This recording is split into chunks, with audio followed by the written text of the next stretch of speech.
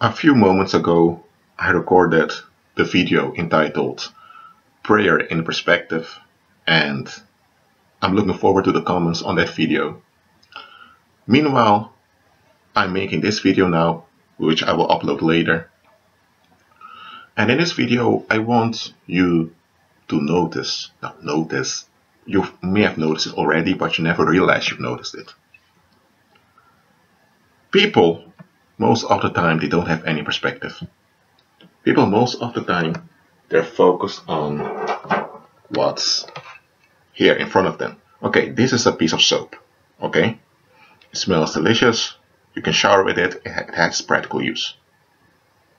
But, okay, this is a fresh one, as you can see. Newly purchased. You use it on your skin or in the bathtub. And, well, it has its purpose. It cleanses your skin. It washes away all the dirt from this on the layer of your skin. You can also use it for your hair, even though you rather use shampoo for your hair. So you get what I'm saying. It has practical use, but it's short-lived. Soon, this block will be gone. Now, there's nothing wrong with having a short-lived benefit. Okay, a short-lived benefit, there's nothing wrong with that. For example, you need to shower every day, so you can use a bottle with liquid soap, or you can use this one. Both of them are short-lived. So there's nothing wrong with a short-lived benefit in itself. But way too often, people hold on to a short-term benefit as if it's the solution, as if it's the final destination. And I'm going to repeat it. A lot of people, for them, it's like this. Let's say these are the circumstances around them. And then there's this. They see the practical use of this. And their attitude is that they hold on to this. There's nothing wrong with having this around, the short-term benefit. But to rely upon it, hold on to it, that's a trap. And this is the lack of perspective most people have. Most people, when they see a benefit and they see an outworking of a benefit, they don't look any further. Some people look a bit further, but most don't look any further.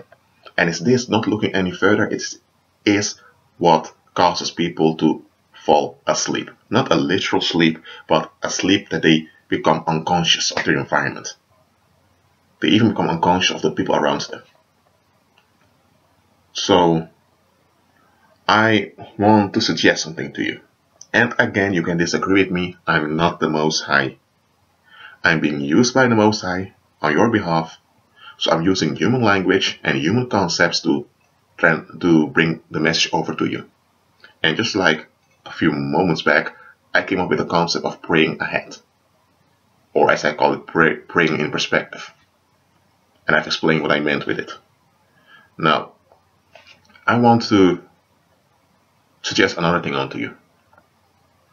Your prayers, are they in line with Christ's vision?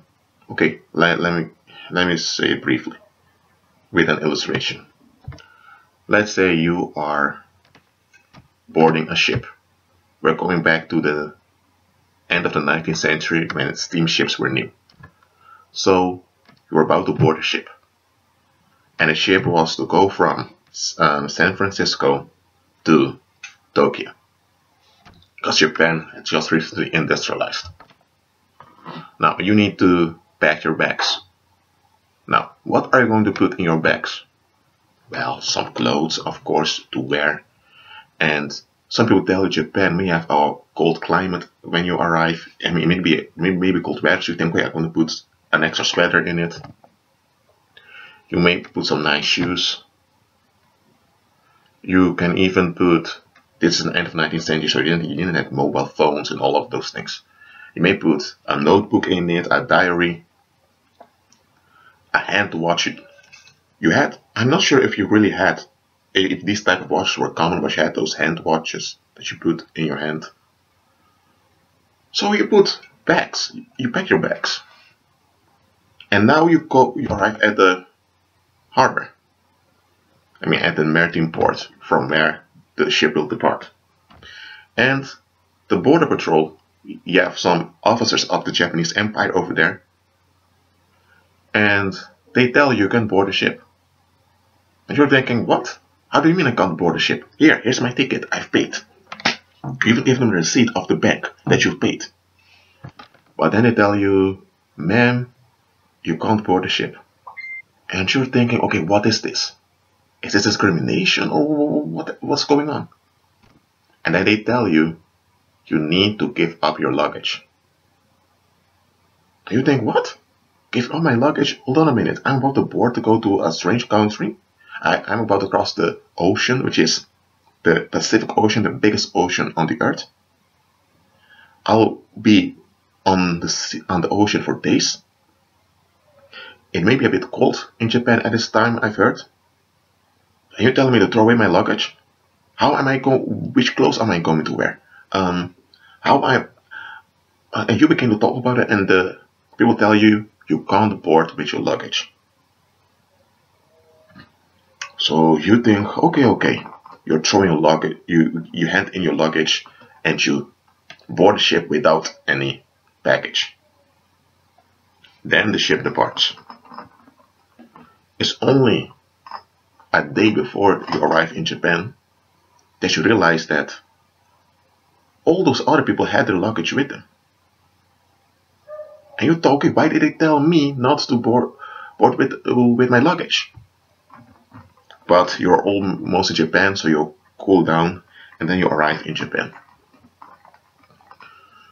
When you arrived in Japan, you received a receipt that you had to hand in at the bank in Tokyo. So you did it, and you received a lot of money. And you thought, whoa, what is this? So you took the money, you purchased Japanese clothes, you had Western clothes and a Japanese style. So you totally forgot about your luggage that you thought you needed. And later you hear that many of those Americans and also British people and some Mexicans that were passengers on the ship, they lost their luggage because after they arrived at land, they were robbed by robbers, because there were many robbers in Tokyo. Now, in this case, you had escaped a robbery. You had escaped all that trouble because you didn't have any luggage with you. But you were thinking, oh dear, how am I going to do that? And that's a rational thing to ask. But here's the thing. The people in San Francisco wanted you to operate in faith. They wanted you to trust them. And you trusted them. Those other passengers didn't want to trust them. They said, oh no, this is our luggage. This is our certainty, our security. These are our expectations. These are our boundaries. These are our opinions. These are our limits. They didn't want to let go of their luggage. You arrived at the new destination without all that baggage. Now you were free to receive the abundance that was over there. They could freely offer you the abundance because you were not attached to the baggage you had from across the ocean. Now, this is a very short parable. Now, I'm not telling you that if you're boarding an airplane or a ship or a cruise ship that you shouldn't take your luggage with you to it. But in this parable, the people that wanted her to come to Japan wanted her to trust them, and she trusted them, and it worked out well for her. So, what about you? Can it be that maybe you're still expecting outcomes that are not in line with Christ? What worldly people want is a comfort zone where they have relief from physical violence and relief from people they don't want to see.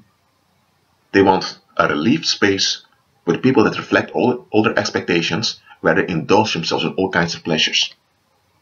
And all this comfort is at the border and outside of the comfort zone. And whatever happens outside the comfort zone is none of their business. They don't care, and they don't want anyone to care about what happens inside. Also, that is the default worldly mindset. And that is the mindset that Christ wants you delivered from, because that mindset is a trap. See it like this. You're on a ship, okay? Whatever the ship is, it can be a circumstance now, or it can be a trial, doesn't matter. And Christ wants you to rely upon Him and operate in the supernatural. You cannot operate in the supernatural with baggage from the paranormal. Let me repeat that. To operate in the supernatural, you need to give up that baggage of the paranormal.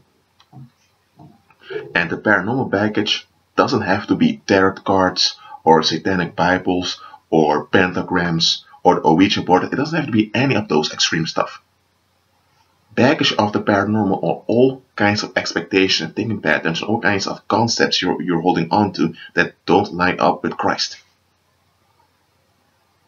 Alright? So you need to give all of that up. So that now your mind is free, not empty. I'm not telling you to empty your mind because that's an occult practice. Now your mind is not burdened anymore. So now your mind has been refreshed so that you can take in the supernatural and operate in it. And here's the thing. Those that had their baggage and the parable just gave unto you, they were attractive when they arrived in Tokyo. But they were not attractive for the right reason. Because many of the people in Tokyo, because listen, in the end of the 19th century, Japan was just recently industrialized within 40 years. So the change was so sudden, and a lot of Japanese had to get used to it. Most of them couldn't speak a foreign language. Many of them had bad experiences with foreigners also, except the rich, because the rich earned money. So when Americans came, they thought, whoa, those Americans are rich. So of course, when Americans arrived, they received smiles, people welcomes them, and all of that, but it was not attention that with the right motive. That's why they were robbed. Some of them were kidnapped. But that woman that didn't took her luggage with her, she escaped all of that. She was at peace. Now, I'm suggesting to you that you evaluate the things you're praying for.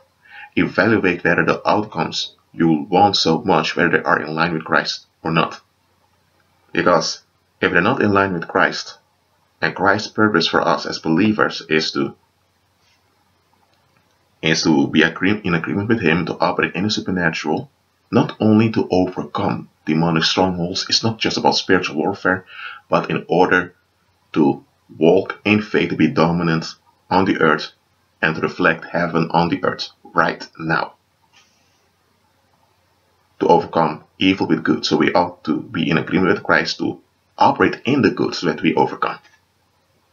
That's what Christ's will is for us right now. So that relieved centeredness of having your comfort zone, everything that you don't will is outside, and you don't look any further, and you're only interested in what's happening inside the comfort zone. That mentality you need to flush away is garbage. But that is the central mindset of the world. That's what politics is all about.